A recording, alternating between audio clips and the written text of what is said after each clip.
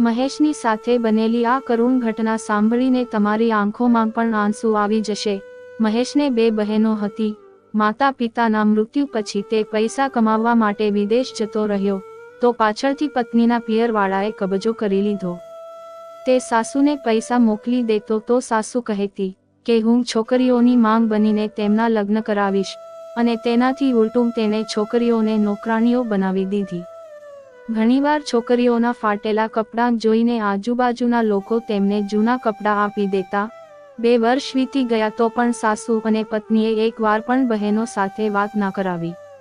તો મહેશને અજીબ વિચારો આવવા લાગ્યા અને તે રાતોરાત દોડીને આવ્યો અને જ્યારે તેણે ઘરનો દરવાજો ખોલ્યો તો તેનું હૃદય ફાટી પડ્યું, કારણ કે સામે રચના, મારી બહેનોનું ખૂબ ધ્યાન રાખજે। મારા માતા પિતાના મૃત્યુ પછી મેં આમનો પિતા બનીને ઉછેર કર્યો છે। અમને ક્યારેય માતા પિતાની કમી મહેસૂસ થવા નથી દીધી। બંને બહેનો ભાઈ સાથે સતત રડી રહી હતી। રચનાએ આગળ વધીને બંનેને પોતાના ગળે લગાવી લીધી અને કહેવા લાગી, મહેશ, હું તો આમને પોતાની નાની બહેનોની જેમ માનું છું। તમે કોઈ ચિંતા કર્યા વિના જાઓ, હું આમની માંગની જેમ સંભાળ રાખીશ। મહેશના લગ્નને હજુ 8 મહિના જ થયા હતા ત્યારે તેના મિત્રના કારણે તેની નોકરી મલેશિયામાં લાગી ગઈ।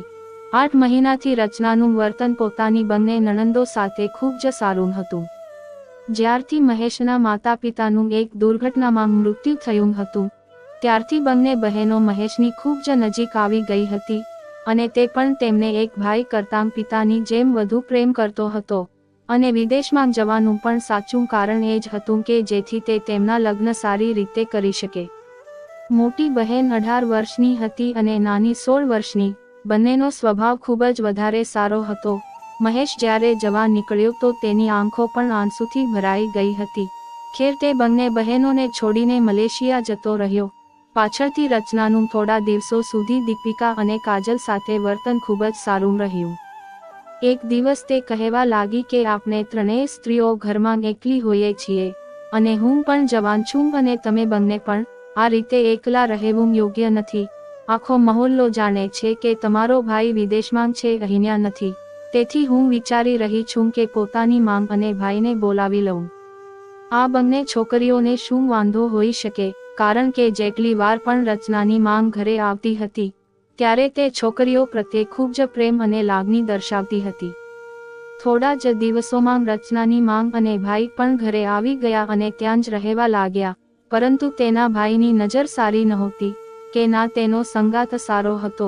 તે રખડેલ છોકરાઓ સાથે ફરતો હતો અને છોકરીઓ સાથે છેડખાની પણ કરતો હતો, પરંતુ કાજલ અને દીપિકા આ વાતોથી અજાણ હતા। ના તો તે કમાતો હતો અને ના તો તેને કમાવામાં કોઈ રસ હતો। આખો દિવસ બસ એક રૂમમાં કબજો કરીને બેસી રહેતો હતો અને તે રૂમ કાજલ અને સેજલનો હતો। ઘર બહુ મોટું નહોતું એટલે જ્યારે રચનાએ પોતાની માંગ અને ભાઈને ઘરે બોલાવ્યા તો તેણે કાજલ અને સેજલને કહ્યું કે તમે લોકો મારા જ રૂમમાં સૂઈ જજો, કારણ કે મારા ભાઈને એકલા રૂમમાં રહેવાની આદત છે। તમારો રૂમ તમે લોકો તેના માટે ખાલી રાખજો। પહેલા તો બંને એકબીજા સામે આશ્ચર્યથી જોવા લાગી। પછી તે બંને તેમની ભાભીને કહેવા લાગી કે ભાભી, અહીંયા અમારા કપડાં છે, અમારી ચોપડીઓ છે, અમે શું શું ઉઠાવીશું? તો તે કહેવા લાગી, બધું અહીં જ રહેવા દો, માત્ર રાતની તો વાત છે। તે સૂઈ જશે અને દિવસ દરમિયાન તે બહાર બેસી જશે। તમે લોકો તમારા રૂમમાં અભ્યાસ કરી લેજો। એક જ રૂમમાં રચના અને તેની માંગ પલંગ પર સૂઈ ગઈ અને બંને છોકરીઓની જમીન પર પથારી કરી દેવામાં આવી। આ જોઈને બંને બહેનો ખૂબ જ પરેશાન થઈ હતી। તેમને પોતાના રૂમની આદત હતી, જો કે ડ્રોઈંગ રૂમ પણ તેમના ઘરમાં હતો। જો રચના ઈચ્છતી હોત તો પોતાના ભાઈને પણ ત્યાં રાખી શકતી હતી। એકવાર બંનેને કોલેજ જવાનું હતું। કાજલ પણ કોલેજના 3જા વર્ષમાં હતી અને સેજલ કોલેજના પહેલા વર્ષમાં ભણતી હતી। તેમને સવારે વહેલા ઉઠીને કોલેજની તૈયારી કરવાની હતી। રચના અને તેની માંગ બેખબર સૂઈ રહ્યા હતા। તેમણે રચનાને જગાડી અને કહ્યું કે પોતાના ભાઈને કહો કે રૂમ ખાલી કરી દે, કારણ કે અમારે તૈયાર થઈને કોલેજ જવાનું છે। તો તે કહેવા લાગી કે અરે તમે શું સવાર સવારમાં મારી ઊંઘ ખરાબ કરી રહ્યા છો? જાઓ, જઈને દરવાજો ખખડાવો અને ગુડુડુને કહો કે રૂમમાંથી બહાર નીકળી જાય। તો તે રૂમમાંથી બહાર આવતો રહેશે. તે મારો ખૂબ જ સીધો સાદો ભાઈ છે અને તમે લોકો પણ તેને તમારો ભાઈ જ સમજો. વધારે સંકોચ કરવાની જરૂર નથી. બંને જઈને જ્યારે પોતાના રૂમનો દરવાજો ખખડાવવા લાગી તો અંદરથી બૂમો પાડવાનો અવાજ આવ્યો. શું વાંધો છે? સવાર સવારમાં કોનું મૃત્યુ આવ્યું છે જે દરવાજો ખખડાવી રહ્યું છે? ગુડુડુનો જોરદાર અવાજ સાંભળીને બંને ગભરાઈ ગઈ હતી. કાજલએ હિંમત કરીને કહ્યું કે ગુડુડુ ભાઈ, અમારે કોલેજમાં જવાનું છે. તો તેણે કહ્યું કે તો હું શું કરું? સેજલ કહેવા લાગી કે અમારો રૂમ ખાલી કરી દો, અમારે તૈયાર થવાનું છે. તો તે કહેવા લાગ્યો કે અજીબ મુસીબત છે. દીદી તો કહી રહી હતી કે આ રૂમ તારો છે. પછી તેણે કહ્યું ઠીક છે, ઊભા રહો. થોડી વાર પછી તેણે દરવાજો ખોલ્યો તો માત્ર પેન્ટ જ પહેર્યું હતું. શર્ટ અને બંડી પહેરવાનું પણ જરૂરી નહોતું માન્યું અને એમ જ બેશરમની જેમ દરવાજો ખોલી દીધો. બંને બહેનોની નજર ઝૂકી ગઈ હતી. પછી તે ગુસ્સામાં રૂમની બહાર નીકળી ગયો અને જઈને હોલમાં સોફા પર આડો પડી ગયો. બંને બહેનો તૈયાર થઈ અને પોતાની પુસ્તકો ઉપાડી. જ્યારે નાસ્તો બનાવવા માટે તે બંને હોલમાં આવી તો તે સોફા પર એવો જ સૂતેલો હતો અને રસોડું હોલમાં જ હતું. જેવી જ બંને જણ પોતાના માટે નાસ્તો બનાવવા લાગી તો ખટપટના અવાજથી તે બૂમો પાડવા લાગ્યો અને કહેવા લાગ્યો કે તમને બંનેને ચેન નથી પડતું કે શાંતિથી સૂવા દઈએ. તો બંને ગભરાઈ ગઈ અને નાસ્તો કર્યા વિના જ કોલેજ જતી રહી. અને જેવી જ બંને કોલેજથી પાછી બહાર નીકળી ત્યારે બપોરના 2 વાગી ગયા હતા. કોલેજના ખૂણે જ તેમને રખડતા છોકરાઓ સાથે ગુડુને પણ ઊભેલો જોયો, જેઓ ત્યાંથી પસાર થતી છોકરીઓ પર કોમેન્ટ્સ પાસ કરી રહ્યા હતા. બંને બહેનો ગભરાઈને ગલીમાંથી પસાર થઈ હતી. જ્યારે તે બંને ઘરે પહોંચી તો આખું ઘર વેરવિખેર હતું અને બંને માંગ દીકરી નાસ્તો કરી રહી હતી. રચના કહેવા લાગી કે સારું થયું તમે બંને આવી ગયા. મને તો આજે માથામાં ખૂબ જ દુખાવો થઈ રહ્યો છે. સવારથી હું દુખાવાથી તડપી રહી છું. હમણાં જ મેં માથાના દુખાવાની ગોળી પીધી છે. એવું કર સેજલ, તું રસોડાની અને ઘરની સફાઈ કરી લે અને કાજલ તું ખાવાનું બનાવી લે. બંને બહેનો કપડાં બદલીને તરત જ ઘરના કામકાજમાં લાગી ગઈ. બપોરના 2 વાગી ગયા હતા. ભૂખી તરસી બંને ઘરના કામકાજમાં લાગેલી હતી. બધું કામ પૂરું થતાં 3:30 વાગી ગયા હતા. ત્યાર પછી કાજલએ રોટલીઓ બનાવી અને સેજલને કહેવા લાગી કે પહેલા ખાવાનું ખાઈ લઈએ, પછી બેસીને અભ્યાસ કરી લઈશું. તે બંને જેવી જ ખાવાનું ખાવા લાગી કે ગુડુડુ ઘરે આવી ગયો. તે બંને બેઠક રૂમમાં જ બેસીને ખાવાનું ખાઈ રહી હતી જ્યારે તેણે બૂમો પાડીને રચનાને બોલાવી. રચના પોતાના રૂમમાં બેસીને ટીવી જોઈ રહી હતી. રચના કહેવા લાગી શું પ્રોબ્લેમ છે, કેમ બૂમો પાડી રહ્યો છે? તો તે કહેવા લાગ્યો કે શું અહીંયા જાતે જ ખાવાનું ખાવાનો રિવાજ છે કે શું? કોઈને ખાવાનું કે પાણીનું નથી પૂછવામાં આવતું કે શું? હું બહારથી થાકીને પાછો આવ્યો છું અને મને કોઈ ખાવાનું પણ નથી પૂછતું. તેનો ઈશારો કાજલ તરફ હતો. રચના કહેવા લાગી મારા માથામાં ખૂબ જ દુખાવો થઈ રહ્યો છે. ત્યાર પછી તે રૂમમાંથી બહાર આવી અને તે બંને બહેનોને ખાવાનું ખાતા જોઈ તો કહેવા લાગી કે તમે લોકો બસ પોતાનું જ વિચારો છો. મારો ભાઈ બહારથી આવ્યો છે. 2 રોટલી તેના માટે બનાવી દીધી હોત તો શું થઈ જવાનું હતું? કાજલ કહેવા લાગી કે ભાભી, હું ખાવાનું ખાઈને બનાવી દઈશ. અમે પણ કોલેજમાંથી ભૂખ્યા જ આવ્યા હતા અને હમણાં જ ઘરના તમામ કામો પૂરા કર્યા પછી ખાવાનું ખાવા બેઠા છીએ. આટલું જ કીધું હતું કે રચનાની માંગ જે ત્યાં જ બેસીને ગીતાનો પાઠ કરી રહી હતી. કહેવા લાગી કે હે ભગવાન, રચના તારી નણંદોની ખૂબ જ લાંબી જીભ છે.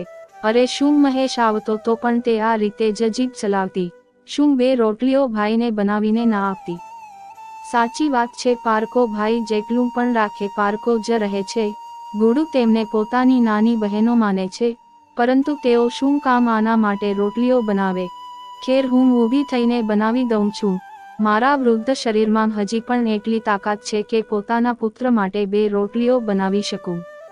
કાજલએ ખાવાનું ત્યાં જ છોડી દીધું અને કહેવા લાગી આંટી તમે રહેવા દો, હું ગુડુડુ ભાઈ માટે રોટલીઓ બનાવી દઉં છું. અને તે ઊભી થઈને રસોડામાં જતી રહી. રચનાની માંગ કહેવા લાગી કે બેટા 2 રોટલીઓ મને પણ બનાવી આપ અને એક તારી ભાભીને પણ બનાવી આપજે. બિચારીના માથામાં ખૂબ જ દુખાવો છે. કાજલ રોટલીઓ બનાવવા લાગી અને ગુડુ ત્યાં જ સેજલની બાજુમાં બેસી ગયો અને થાળીમાં શાક નાખ્યું અને રોટલી ઉપાડીને ખાવા લાગ્યો. સેજલ પાછળ હટી ગઈ. ખાવાનું ખાતી વખતે તે વારંવાર સેજલનો ચહેરો જોઈ રહ્યો હતો. આમ તો બંને બહેનો જ સુંદર અને માસૂમ હતી, પરંતુ સેજલ વધારે સુંદર હતી.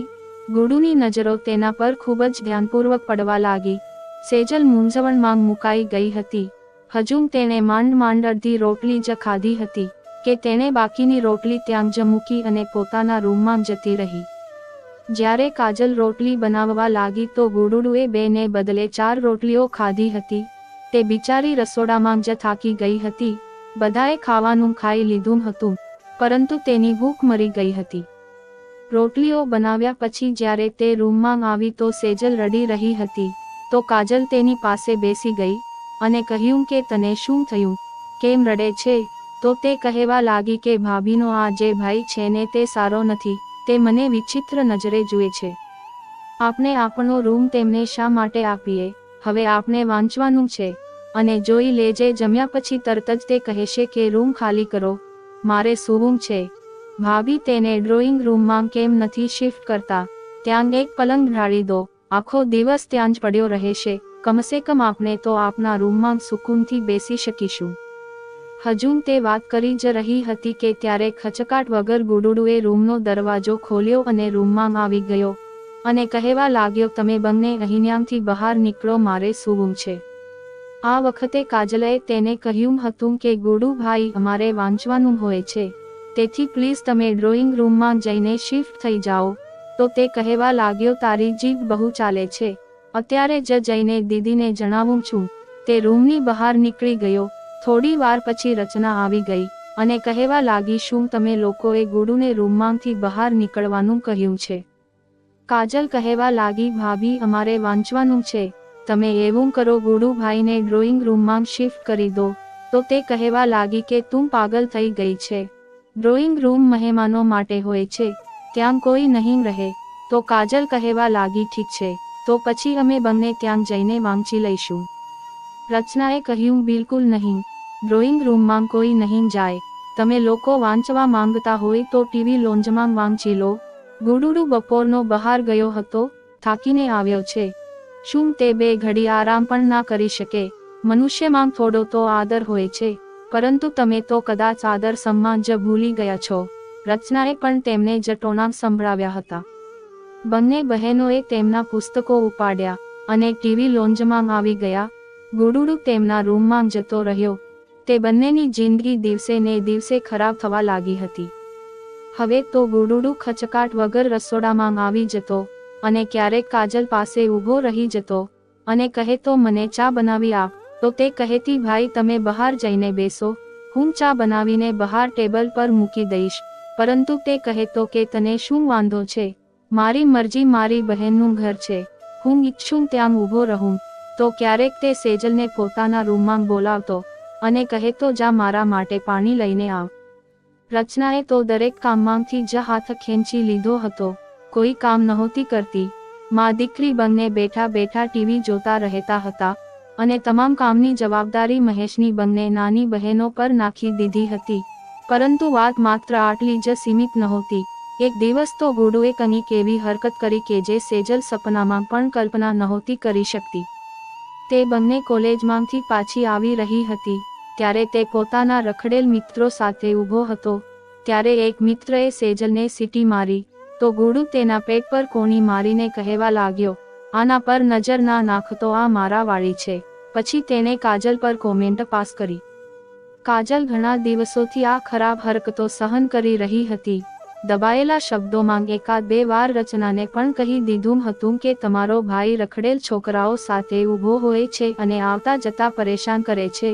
તો તે વાતને એમ કહીને ટાળી દેતી કે તે હજુ નાનો બાળક છે, મોટો થશે એટલે નવીને પોતાની મેળે જ સમજી જશે. જો કે તે 21 વર્ષનો હતો, નાનો બાળક તો નહોતો. એના પર ગુડુ હસવા લાગ્યો અને કહેવા લાગ્યો, હા હા, તેના પર તમે નજર નાખી શકો છો. તે છોકરાને તો જાણે મોકો મળી ગયો. તે કાજલની પાછળ પાછળ ચાલવા લાગ્યો અને કહેવા લાગ્યો, ક્યાં જઈ રહી છે? કાજલ ચૂપચાપ ચાલતી રહી. સેજલના ચહેરાનો પણ રંગ ઉડી ગયો હતો. તેણે પોતાની બહેનનો હાથ જોરથી પકડી રાખ્યો હતો કે ત્યારે અચાનક તે છોકરાએ કાજલનો દુપટ્ટો પકડીને ખેંચ્યો તો કાજલે એક જોરદાર થપ્પડ તે છોકરાના મોઢા પર માર્યો। આ જોઈને બીજા છોકરાઓ પણ આશ્ચર્યથી જોવા લાગ્યા। તે કહેવા લાગી, શરમ નથી આવતી? તારી હિંમત કેવી રીતે થઈ મારો દુપટ્ટો ખેંચવાની? જોરથી અવાજ સાંભળીને આસપાસના દુકાનદારો કાજલ પાસે આવી ગયા તો કાજલ કહેવા લાગી કે આ છોકરાઓ ક્યારનાય અમને હેરાન કરી રહ્યા છે, આવતા જતા કોમેન્ટ્સ પાસ કરે છે અને આજે આ છોકરાની એટલી હિંમત થઈ કે તેને મારો દુપટ્ટો ખેંચવાની કોશિશ કરી। આટલું સાંભળતા જ દુકાનદારોએ પણ તે છોકરાને ખૂબ માર્યો। બાકીના છોકરાઓ તો ત્યાંથી ભાગી ગયા। કાજલ અને સેજલ જ્યારે ઘરે પહોંચ્યા તો કાજલે સેજલને કહ્યું કે તું કોઈ પણ વાત રચના ભાભીને ના જણાવતી।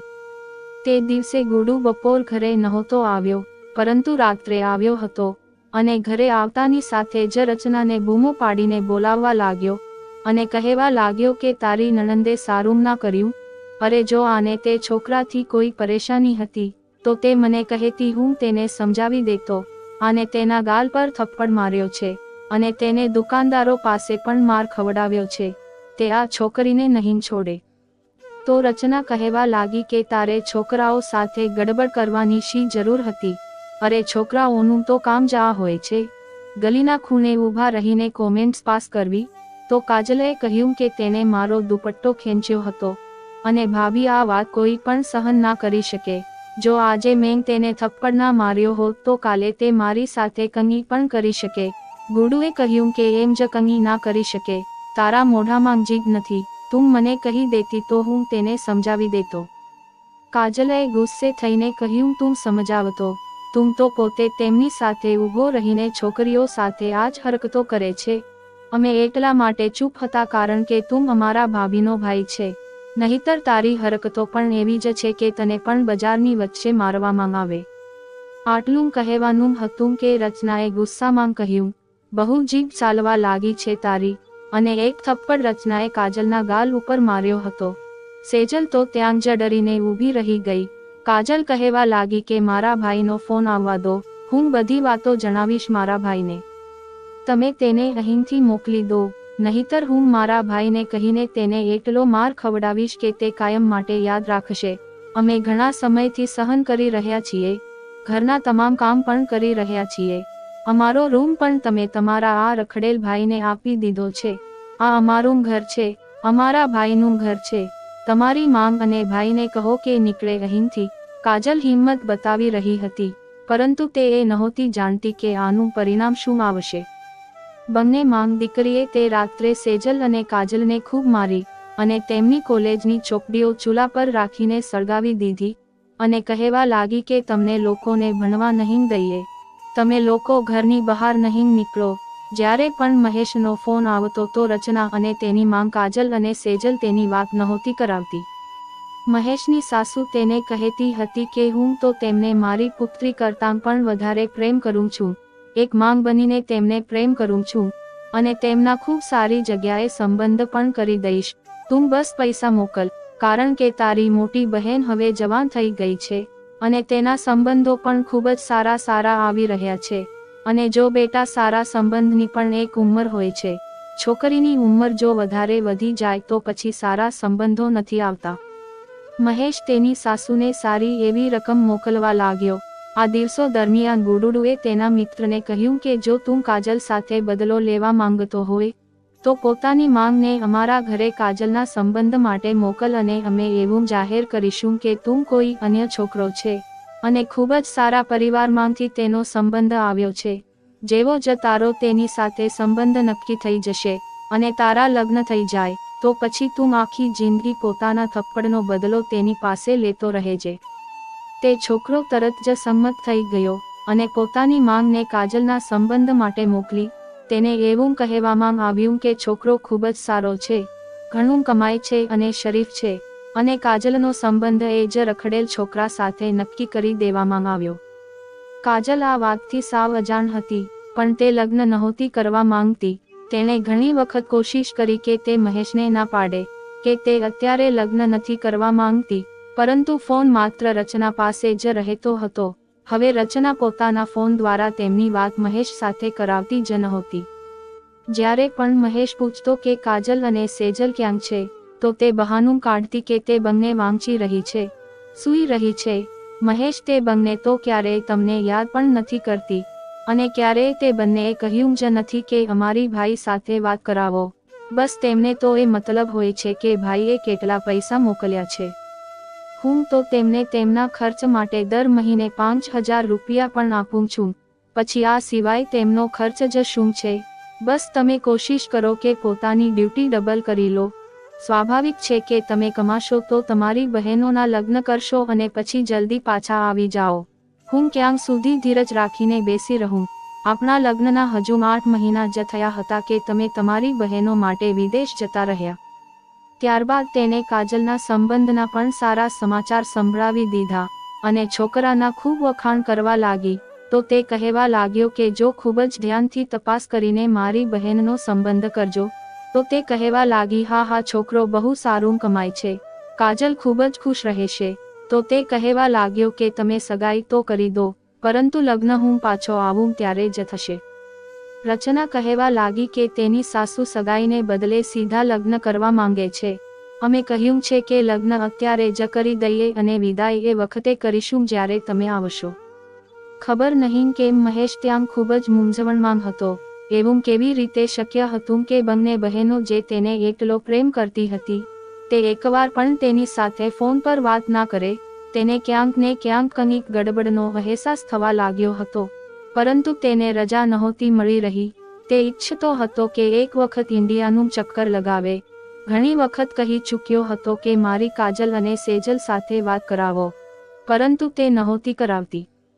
હવે તો રચનાએ એ બંને બહેનો માટે કપડાં લેવાનું પણ બંધ કરી દીધું હતું. તે બંને દરરોજ જૂના કપડાંમાં રહેવા લાગી. અવારનવાર મહોલ્લાની મહિલાઓ જ્યારે ઘરે આવતી, તો આ બંને છોકરીઓની હાલત જોઈને તેમને દયા આવી જતી, તેથી તેઓ તેમના કપડાં તેમને આપી જતી. એકવાર એ જ રખડેલ છોકરાની માંગ ઘરે આવી અને કહેવા લાગી કે 1 મહિના પછી મારે લગ્ન કરવા છે અને વિદાય એ જ સમયે થશે જ્યારે તેનો ભાઈ આવશે. આ દિવસો દરમિયાન ગુડુ પણ પોતાની માંગને એવું કહી રહ્યો હતો કે તેના લગ્ન સેજલ સાથે કરાવી દેવામાં આવે, જેથી મહેશ આવીને કોઈ હંગામો ના ઊભો કરે. જો લગ્ન થઈ જશે તો તે તેને એક્સેપ્ટ જરૂર કરશે. આ વાત જ્યારે સેજલે સાંભળી તો તે ખૂબ જ પરેશાન થઈ ગઈ હતી અને કાજલને પણ તેને આ વાતની જાણ કરી. તો તે કહેવા લાગી કે હું ક્યારેય પણ તારા લગ્ન તેની સાથે નહીં થવા દઉં. તેનો એક જ પ્રયાસ હતો કે તેના હાથમાં ક્યારે રચનાનો ફોન આવે તો તે બધી વાત મહેશને જણાવી દે, કારણ કે તેમનું ઘરની બહાર નીકળવાનું સંપૂર્ણપણે બંધ કરી દેવામાં આવ્યું હતું. રચના તેમને આખો દિવસ ઘરના કામમાં વ્યસ્ત રાખતી હતી અથવા તો રૂમમાં બંધ રાખતી હતી. એકવાર તે બંને બહેનો લાઉન્જમાં સૂઈ રહી હતી કે ત્યારે મોડી રાત્રે ગુડુ ઘરે આવ્યો હતો અને તેના મિત્રોએ તે દિવસે તેને વધુ પડતો દારૂ પીવડાવ્યો હતો, જેથી તે નશામાં ચૂર હતો. ઘરના મેઇન દરવાજાની ચાવી તેની પાસે હતી. તેણે જ્યારે સેજલ અને કાજલને સૂતેલા જોયા તો તેણે સેજલના મોં પર હાથ મૂકી દીધો. સેજલ તરત જ ઉઠી ગઈ. તે બૂમો નહોતી પાડી શકતી, કારણ કે ગુડુએ તેના મોં પર હાથ મૂકેલો હતો. તે તેને જબરજસ્તી હાથથી ઘસડીને પોતાના રૂમમાં લઈ ગયો અને રૂમનો દરવાજો બંધ કરી દીધો.